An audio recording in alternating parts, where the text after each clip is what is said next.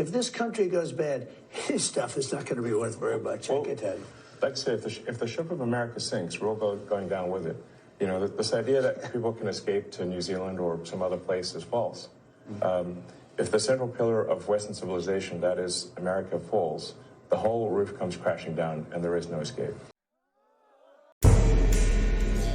When Elon Musk mentioned that people shouldn't be fleeing to New Zealand, he wasn't joking. For years, the ultra-wealthy have eyed this island nation at the bottom of the world. But why? What's really happening in New Zealand? And why are billionaires building bunkers there? Let us begin with the curious case of Peter Thiel, the billionaire co-founder of PayPal, early Facebook investor and business partner of Elon Musk. In 2011, Thiel quietly became a citizen of New Zealand. The news sent ripples through the country, for the circumstances surrounding his citizenship were unusual. The traditional path to New Zealand citizenship requires at least 1,350 days of residency over 5 years. But Thiel was no ordinary applicant. He was granted citizenship as an exceptional individual of great benefit to New Zealand, despite having only visited a handful of times. Critics saw it as New Zealand rolling out the red carpet for elite investors, bending the rules for those with deep pockets. Supporters hailed it as a shrewd move, arguing Thiel's investments and public praise for New Zealand could benefit the nation. Now let's fast forward to the present day. With a national-led coalition back in power as of 2023, the debate ignited by the Thiel case has reignited. Prime Minister Christopher Luxon, a former Air New Zealand CEO, now leads a business-friendly government focused on revitalizing the economy. Their strategy includes attracting foreign investment and streamlining the immigration process for high-net-worth individuals, a strategy embodied in the Active Investor Plus visa.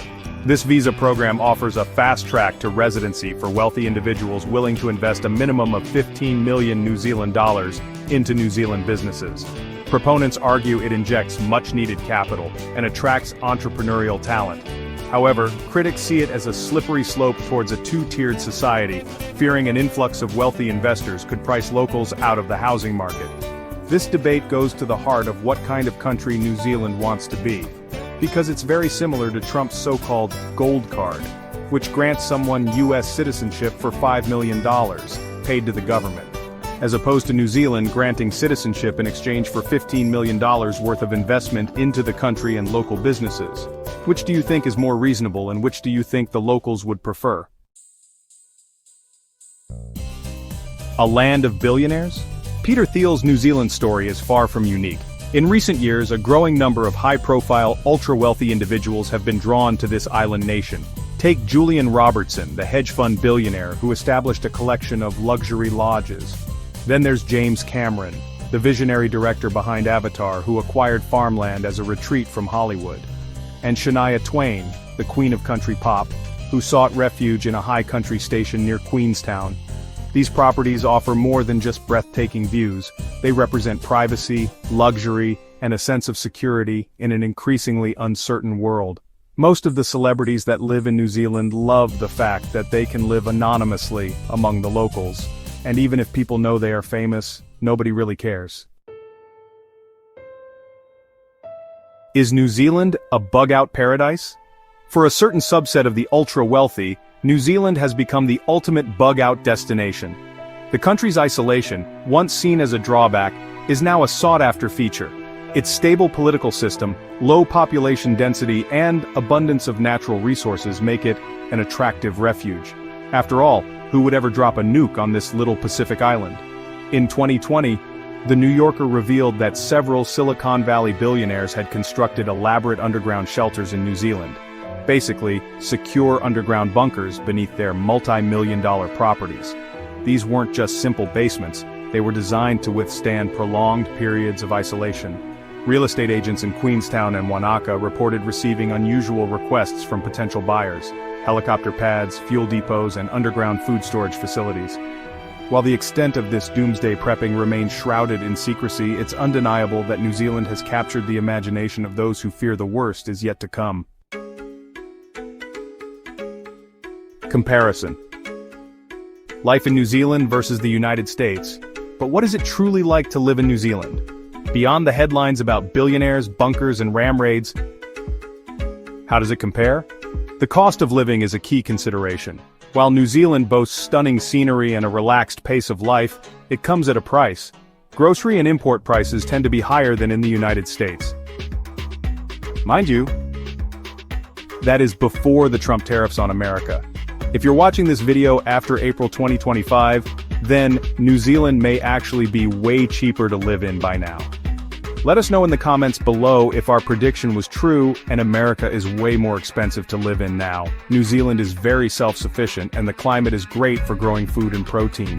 In fact, there are 3 sheep to every person in New Zealand. These Kiwis have the best lamb in the world, not to mention the beef. They have more cows per capita in New Zealand, and the dairy products are considered the best in the world due to the clean grass they get to eat all year round. One of the most significant differences lies in healthcare. New Zealand has a public healthcare system that provides affordable, accessible care to all citizens and permanent residents. This contrasts with the often prohibitive costs of healthcare in the United States. Culturally, New Zealand is known for its laid-back lifestyle and strong emphasis on work-life balance. Kiwis prioritize spending time outdoors, enjoying the country's natural beauty, and fostering a strong sense of community. This stands in contrast to the often intense work culture prevalent in the United States. New Zealand's culture is also deeply shaped by its Maori heritage, with a strong emphasis on respect for the land and indigenous traditions. Economically, New Zealand has a smaller GDP compared to the United States, but it has enjoyed steady growth in recent years. Its key industries include agriculture, tourism, and a burgeoning tech startup scene. Housing, however, is a significant issue, particularly in major cities like Auckland and Queenstown. Prices have skyrocketed in recent years, fueled by demand from both domestic and international buyers. For many expats, the trade-offs are worth it, drawn to the country's clean air, friendly people, and a sense of peace and tranquility. So is it a haven or a gated paradise? Is New Zealand destined to become a secluded playground for the ultra-wealthy, or is it simply a beautiful, peaceful country that holds universal appeal? New Zealand's unique combination of natural splendor, political stability, and remoteness has placed it firmly on the global radar. This alone makes it an amazing place to live. The question is, will billionaires ruin this chilled-out island for the locals? Hit that like button if you learned something new, and let us know in the comments, would you move to New Zealand if you had the chance? If you live in New Zealand, would you want these wealthy people moving to your country?